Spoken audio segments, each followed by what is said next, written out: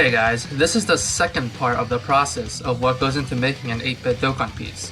So the reason that this video took a long time to make is because making a video is a lot more complicated than making a music track.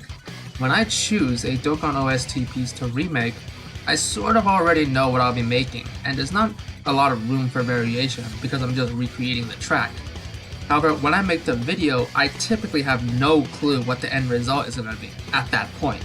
So, in this video, I'm going to show you the process of making a regular video, that being Kefla's, and I'll dive a little bit into the process of making an extended piece, a mini, and a mega. So let's get started.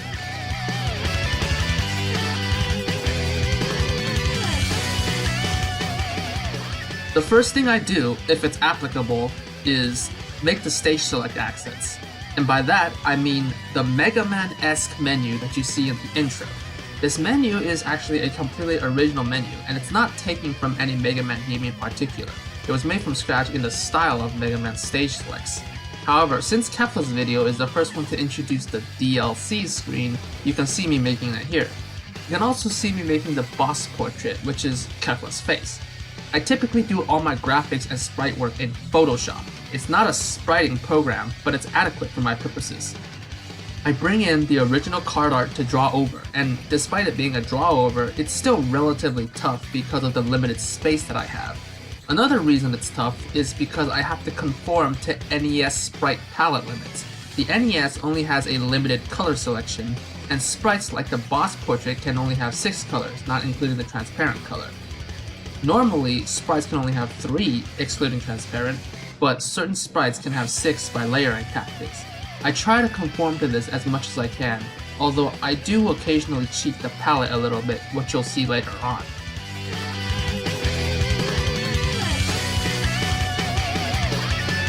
The sprites, as a lot of you have figured out, are based on or are edits of the sprites from Dragon Ball Z Legendary Super Warriors for the Game Boy Color. To get the sprites, I go on Spriter's resource, where the users War and Lexu have uploaded a large number of sprites for the playable characters. For characters that are in the game, this is easy enough. For example, for Super Saiyan 2 Youth Gohan, I just import his sprites from that game and edit them if I need to. Originally, the sprites were left with their original palettes with 3 colors, but recently I've been editing them to have up to 6 colors. I'll change their pose if I need to. The degree on how much I modify them can vary a lot. You can see here that this is what I was talking about when I said I would cheat the palette. The sprites from Legendary Super Warriors typically have a black color that's not actually pure black, unlike the ones that I use in the backgrounds. That way you can actually see the black against any black background. The difficult part comes when I have to represent a character who isn't in the game. For example, Kefla, Kale, and Kefla were obviously created way after this game was released, and as a result, I have to find fitting characters to edit into the respective character, which means I have to both edit the original sprite into the new characters and modify the pose as well in many cases. In this case, I'm editing Super Saiyan 2 Youth Gohan into Kefla and Android 18 into Kale. Then I make Kefla by a combination of Kefla and Kale sprites. The effects are typically drawn completely from scratch. They don't have to be as precise as the character sprite, since I'm not usually limiting myself to space, so I have more leeway and usually I can just freehand them.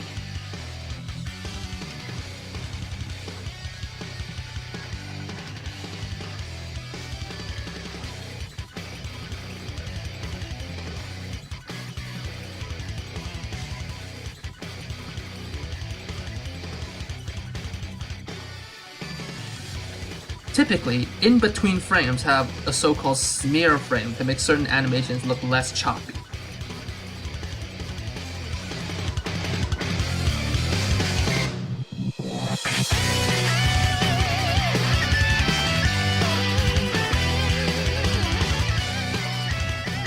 I do my editing and animation in Sony Vegas.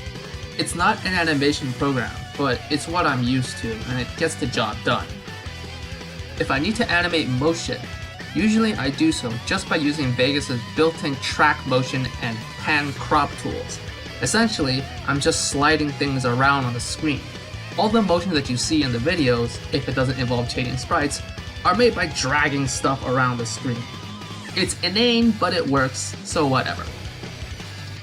The teaser is typically just a more or less, sometimes complex version of the animation from the intro, so I'll just be covering the unique cutscene style teaser in Kefla's video.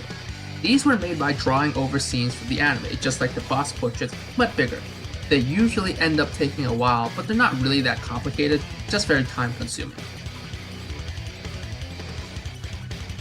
One thing I need to point out is that when doing a fade out, I can't simply do a fade to black.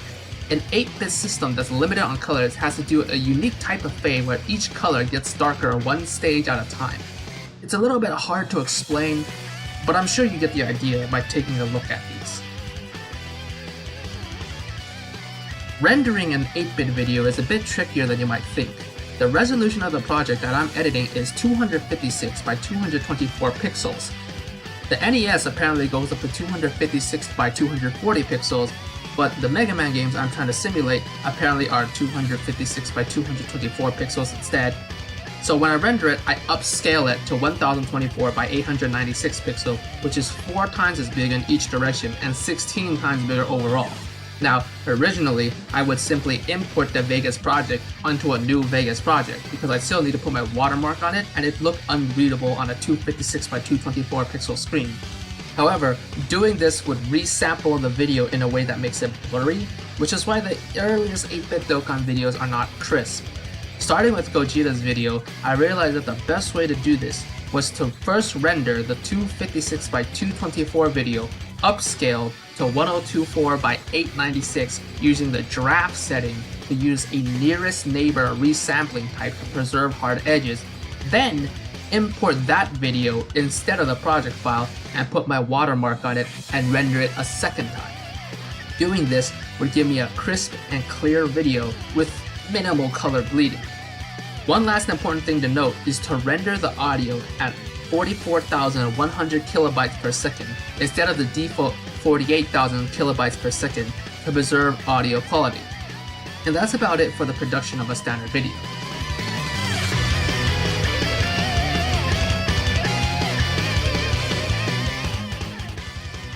The extended versions are not too hard to make.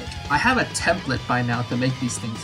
All I have to do is change the title, the color of the background, and the sprite animation in the middle.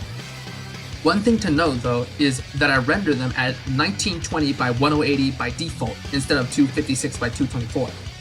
Because of this, I have to upscale the sprites first before importing them into Vegas. If I try to upscale them in Vegas, it'll make the sprites blurry, so this is necessary. However, once I start doing patron shoutouts in these videos, this will make things a bit easier because I don't have to render the video 2 times over anymore.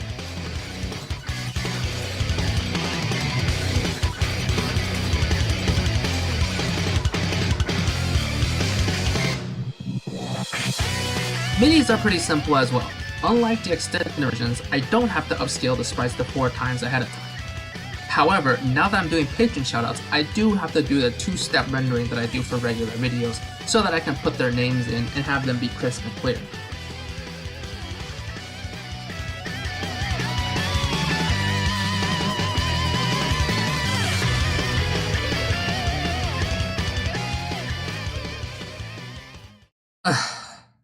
Oh boy. Okay, to put it simply, an 8-bit Dokkan Mega is just a really long, really complicated, and really time-consuming version of a normal video. Imagine taking the sprite animation near the beginning of a regular video or at the end of the teaser and extending it to 2 or 3 minutes long and being more detailed. That's, in principle, all an 8-bit Dokkan Mega really is. There are a couple things I should point out though. The first is that because there's a lot more motion in these videos, the background needs to extend past the edges of the screen so I can pan it if I need to.